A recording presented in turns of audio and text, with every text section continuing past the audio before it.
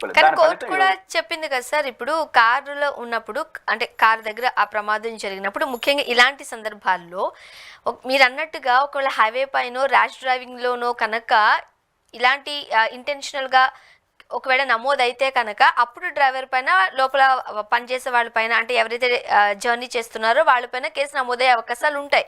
కానీ ఇది అలా కాదు, ర్యాలీగా వెళుతున్నారు, జనసందోహం ఉంటుంది కాబట్టి కారులో లోపల ఉన్న వాళ్ళ పైన మనం ఎట్లాగా కేసు పెడతారన్నట్టుగా కూడా కోర్టు క్వశ్చన్ చేయడం చూసాం కదా మనం. నిస్సందేహంగా ఎవరికైనా అనుమానం వస్తుంది కదా, వేలాది మంది పోతున్నారు. జగన్ గారు వివిఐపి, రెండోది ఆయన కారు ఎక్కిన దగ్గర నుంచి మళ్ళీ దిగి మళ్ళీ తిరిగి కారు వచ్చిన తర్వాత ఆయన ప్రయాణం ఎలా ఉంటుంది ఆయన చేతిలో కూడా ఉండదు, పోలీసులు వ్యవస్థ చేతిలో ఉంటుంది.